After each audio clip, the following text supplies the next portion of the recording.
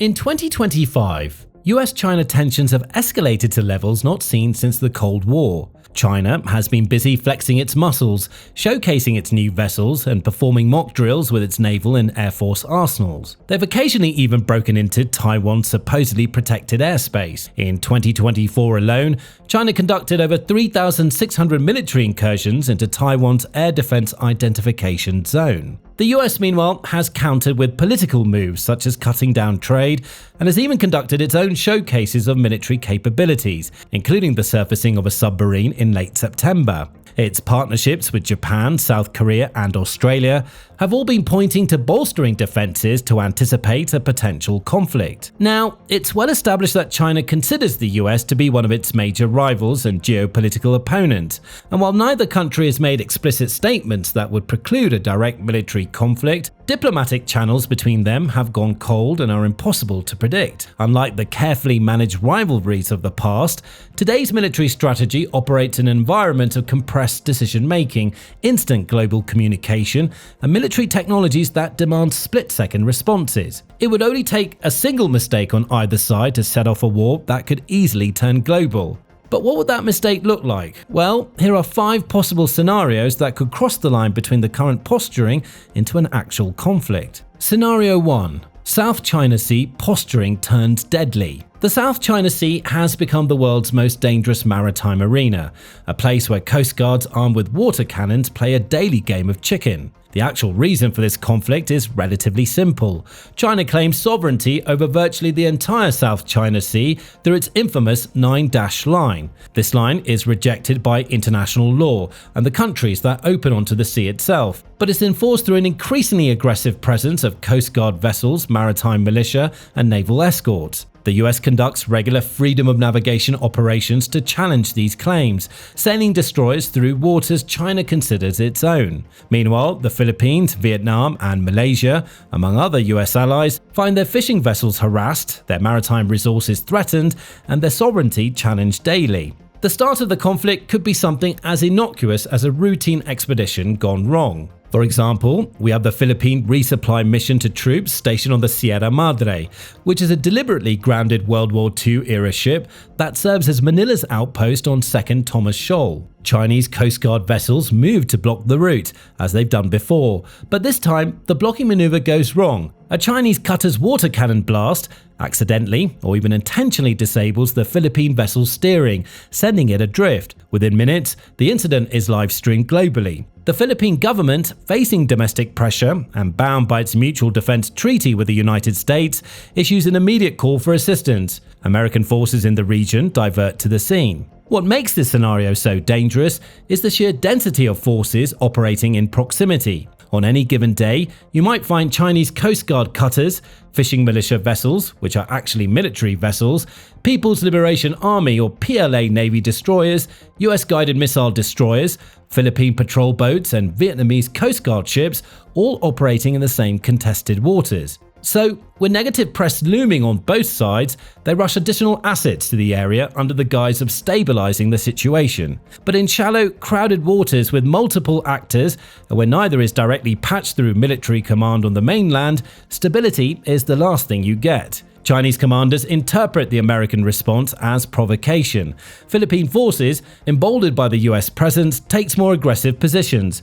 Vietnamese vessels arrive, not wanting to miss an opportunity to assert their own claims. Then, all it takes is a sudden, sharp turn and one ship collides with another. Suddenly, the situation has turned from a press disaster into an actual one, and a single warning shot to stay clear of barely established security perimeters can be misinterpreted as hostile fire. Before long, Chinese and American commanders are radioing for offensive maneuvers and long-range support. And once that train starts, it's hard to stop. As soon as one side even thinks they're being attacked, they authorize defensive launches. Automated systems detect and take down a missile, only confirming their belief of an attack. From there on, China is faced with a choice to back down and lose all face and territorial claims in the area, or press onward. The latter option only leads to escalating the conflict into a true war, and then it becomes impossible to predict what happens. Both the US and China are known to operate submarine and aircraft carrier fleets in the area. If they clash, this could be anything from a one-sided annihilation if the US US uses its current technological advantage to a sustained war if China has finished developing anti-naval assets. This scenario hinges on the current rules of engagement and patrol operations being murky, especially given China's claims. Implementing minimum distances for military maneuvers or coast guards operating in disputed waters could provide the necessary opportunity to de-escalate the situation. But neither of these is something that any side seems willing to implement, precisely because it would degrade their local sovereignty and doesn't actually work if it's not reinforced by a matching offer from the other side. Scenario 2. China invades or blockades Taiwan. Taiwan is the most likely target for a deliberate conflict crisis. As mentioned, China has been gunning for it toward trying to intimidate Taiwan in playing its hand. For Beijing, reunification with Taiwan is a core national objective, tied directly to Xi Jinping's vision of the great rejuvenation of the Chinese nation by 2049, which has been practically accepted as the broader Chinese or CCP dream. It's seen as the final step in reversing historical humiliations and establishing China as Asia's preeminent power. For Taiwan, the equation has fundamentally changed. In 1995, approximately 75% of Taiwan's random population sample identified as either Chinese or both Chinese and Taiwanese. By 2024, that figure had shrunk to just 37.6%, with only 2% of respondents claiming they're solely Chinese. Among younger Taiwanese, support for eventual independence is approaching 50%. This is a generational shift that makes peaceful reunification increasingly implausible with each passing year. For the US, and even the rest of the world, Taiwan's fate has massive strategic implications. The island sits at a critical node in the first island chain that constrains the Chinese from accessing the open Pacific. But more important is its semiconductor industry, which produces roughly 90% of the world's most advanced chips and is the technological foundation of modern militaries, AI systems, and digital economies. China has been trying to get its hands on this technology for some time, to no avail. Taiwan's absorption into China would fundamentally alter the balance of power in Asia and potentially end American influence in the Indo-Pacific. In 2026, Beijing might finally believe time is running out as Taiwan's separate identity solidifies while being supported by US and allied defense imports. American arms sales in the past few years included advanced anti-ship missiles, drones, and air defense systems, and most of these will start getting realized by 2027. This is further complicated by China's economic woes. After decades of the one-child policy, the population has stagnated and started shrinking, with 2021 being the first year when China's population declined. And most experts believe this has started a century-long process due to cultural shifts surrounding the widespread acceptance of gender roles, one-child policy requirements, and economic pressure. China's property sector, which previously accounted for roughly a quarter of its GDP, is also in crisis due to multiple developer defaults. For Xi Jinping, who has repeatedly claimed his main goal is achieving reunification, the logic may be shifting from time is on our side to it's now or never. China is unlikely to begin with an all-out invasion. That would be too costly, too risky, and too likely to fail given Taiwan's geographic advantages and defensive preparations. Instead, Beijing launches a coercion campaign, a graduated escalation designed to strangle Taiwan into submission. It begins with massive unannounced military exercises that never quite end. PLA Navy vessels establish a loose cordon around Taiwan, not quite a full blockade, but enough to make shipping companies nervous. Insurance rates for vessels bound for Taiwanese ports skyrocket. Chinese Coast Guard vessels begin inspecting commercial ships approaching Taiwan, citing new safety regulations in waters claimed to belong to China. Simultaneously, China launches sophisticated cyber attacks against Taiwan's critical infrastructure, targeting power grids, banking systems, communication networks, and the semiconductor industry. Eventually, this leads to a blockade where Taiwan loses sovereignty and a source of income, which ultimately affects the US and its allies by interrupting trade and vital technology research. The US is still technically backing Taiwan, even if it hasn't signed a direct defensive agreement, so it could announce that it will escort humanitarian convoys to keep the island running. But these convoys are ultimately figurative barrels of gunpowder ready to explode. If China performs its checks and doesn't like what it's seeing, it could open fire to divert them or create additional geopolitical pressure. After that, It only takes one mistake by either side to start a localized conflict, which quickly spirals out of control and evolves into a proper US-China war. Before long, both sides pull out every naval asset they have near Taiwan, and US allies like South Korea and Japan follow suit, using US military bases to create even more military presence. In this, it's not even about Taiwan anymore, but trying to dismantle each other's military infrastructure, no matter on whose soil it's actually stationed. China tries to destroy US military bases surrounding the South China and East China Seas. The US responds with submarines hunting down the few aircraft carriers and supporting vessels China can deploy on short notice. Taiwan's military assets also activate, striking at Chinese vessels blockading its ports and laying down mines to prevent further aggression. In the midst of the conflict, the island threatens to isolate itself and completely shut off the microchip industry, which devastates the world economy reliant on tech. This scenario is perhaps the most difficult to prevent precisely because Taiwan is so ingrained in China's long-term strategy. One of the ways to do it is to wait for China's economy or politics to shift, likely due to the deaths of Xi Jinping and senior government appointments that hold sway in the CCP. But even that's uncertain, as Xi Jinping might try to reclaim Taiwan precisely because his own time could be running out. Scenario 3. Senkaku Diaoyu Island fishing dispute turns to conflict. The Senkaku Islands, called Diaoyu in China, are 5 uninhabited rocks covering barely 2.7 square miles in the East China Sea. No one lives there permanently, and they have no strategic resources on land. Japan administers the islands and considers them indisputably Japanese territory. China claims them as historically Chinese, and the islands fall under Article 5 of the US-Japan Security Treaty, meaning an attack on them is treated as an attack on Japan itself, which would require an American military response. But the islands have a few resources that are vital to China and Japan.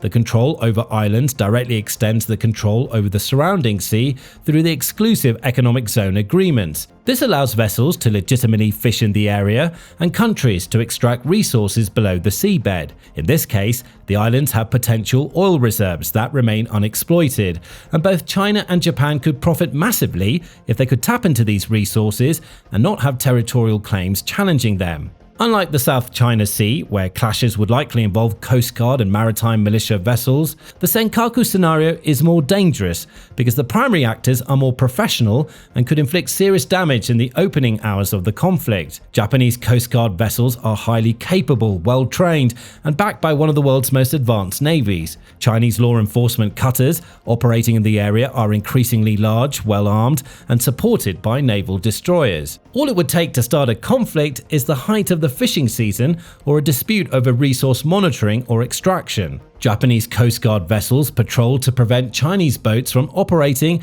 in what Tokyo considers its exclusive economic zone. Chinese Coast Guard cutters escort their fishermen, insisting they have every right to work in these waters. If something goes wrong on either side, they'll likely immediately flag the militaries for assistance, which again brings about the chaos of escalating military maneuvers to secure the area. Japan's government, facing intense domestic political pressure, could issue a formal protest and warning that interfering with economic or military operations in the seas it operates could be met with force. China would refuse to back down, as it has done for countless previous regional territory incursions. The dispute over who's at fault becomes secondary to the standoff developing around the ships that were involved in the dispute. From that point, a single warning shot going awry is all it would take. Perhaps China launches a missile by mistake when they meant to send up a flare or turn on a water cannon. Maybe Japan decides to bring one ship too many and make China believe that it's already starting the offensive. Regardless, the result could be a conflict between the two forces gathered around commercial vessels. With the US having a mutual defense and security treaty, it's practically forced to join. With military bases in or around Japan, they with long-range tactics or literal combat developed by the Marine Corps. This scenario could be avoided entirely by an unlikely option, one where China backs down and stops using other countries' economic zones for its own resource extraction, fishing included. However, this is unlikely to happen since China has needed more and more resources to keep up with demand, and its native waters are already exploited to capacity. While China has been able to buy out fisheries in poorer countries and prevent international backlash, at least to the point of newsworthiness, Japan, being a large economy by itself and similarly relying on fishing is unlikely to yield to Chinese posturing. And more importantly, China would need to understand that the US treaty commitment is absolute and non-negotiable. Scenario 4. Unsafe aerial intercept, similar to 2001. In 2001, a Chinese J-8 fighter jet collided with a US EP-3 reconnaissance aircraft over the South China Sea. The Chinese pilot went missing and is presumed dead. The American crew made an emergency landing on Hainan Island and was detained for 10 days before release. The incident nearly triggered a military crisis between two nuclear-armed powers. Now, imagine that scenario updated for 2026. Faster aircraft, live streaming video, and broader surveillance from both sides. Throw in social media that weaponizes public opinion in real time, and military doctrines that rely on near-immediate decision-making, and you have a pot just waiting to boil over. US surveillance aircraft routinely fly in international airspace near China, collecting intelligence on PLA military activities, exercises, and communications. China routinely intercepts these fighters with fighter aircraft,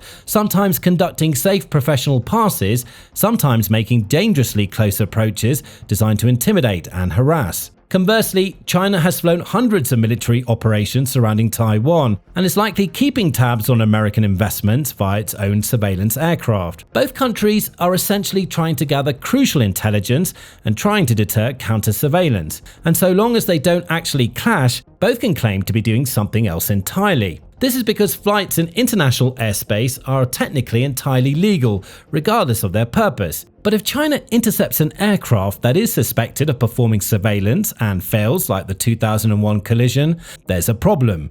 The US would immediately accuse China of offensive actions, and China would retort with offensive surveillance claims. And if the aircraft does crash, the US and China could each send rescue missions, which would naturally be escorted by military assets. And even if an aircraft survives, emergency landing protocols could mean finding the nearest runway, which might be an island with a military base belonging to the other side. These all bring us to the same potential for escalation as in previous scenarios. Whoever makes the first mistake could overcompensate and cause unintentional conflict from warning shots. With both sides already claiming foul play, neither might back down and could use the opportunity to formally declare war. Similar to before, this scenario might be partially avoidable through developed playbooks on international assistance in emergencies and air-to-air engagement protocols. If China and the US work to establish clear perimeters and visual signs for aerial operations, they could prevent escalating a mid-air collision into a scramble for their full naval asset. Of course, this might not work at all, given that both the US and China have a vested interest in flying surveillance aircraft in international airspaces to keep tabs on each other. With the advent of satellite surveillance, this exact scenario has become less likely, with another option replacing it, the US accusing China of satellite sabotage. In recent years, Chinese satellites have been reported to be shadowing others, specifically deviating from their intended geostationary orbits. Some analysts have even claimed that China is preparing for dogfighting protocols in space, and space is an undefined frontier that brings even more uncertainties and chances for escalation. Scenario 5. Naval accident at sea. Now, modern warships sometimes maneuver at distances close enough to photograph each other's crews. Both Chinese and American naval vessels regularly engage in these close encounters. A US destroyer conducting freedom of navigation operations might find itself shadowed by PLA Navy vessels. Both attempt to maintain position and establish military presence and pressure. A US-guided missile destroyer and a Chinese Type 055 cruiser could find themselves in proximity near a strategic choke point, such as in the South China Sea or even near the vital Malacca Strait. Both are on routine deployments, asserting their right to be there, and both are under orders to maintain presence and not yield position to the other. The shouldering begins with gentle course adjustments designed to make the other vessel alter course first.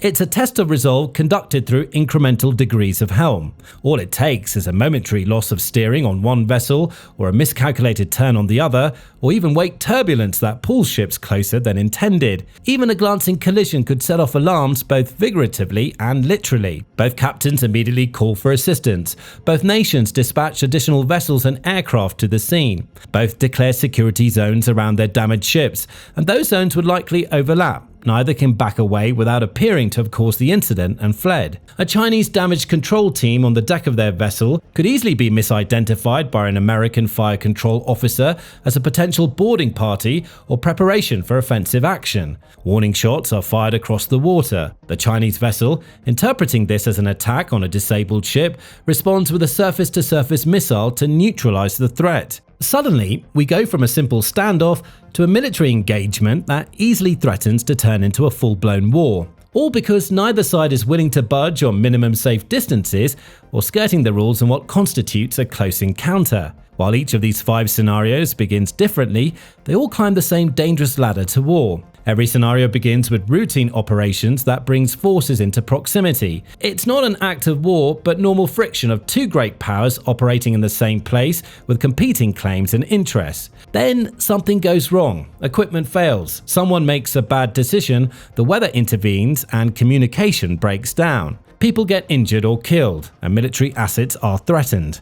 And in the age of social media and 24-hour news cycles, these images spread like wildfire to form public opinion even before full investigations could be conducted. This public opinion then reinforces existing military strategies to create even more chaos, as neither China nor the US is willing to admit that they're in the wrong or don't have the upper hand or military power. And before long, a limited altercation develops into a full-blown conflict. In a way, neither of these scenarios is likely to happen exactly as pictured.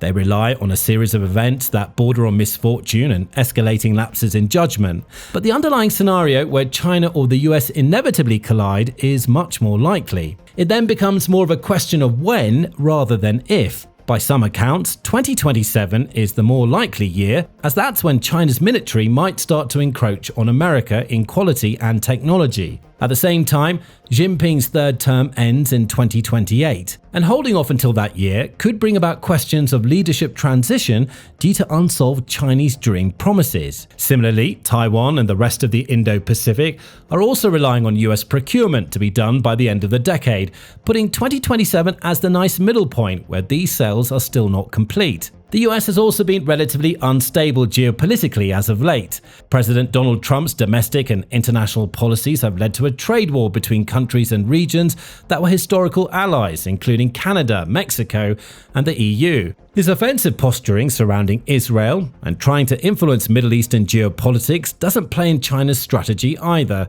as China also depends on oil imports from that region. Ultimately, we have to wait and see what 2026 brings us in terms of geopolitical developments, as the world is changing much too rapidly to create full predictions a month in advance. Just look at what's been happening with the war in Ukraine or the Israel-Palestine conflict. Thanks for watching. Now, to learn more about how a war in the South China Sea might actually play out, check out this video.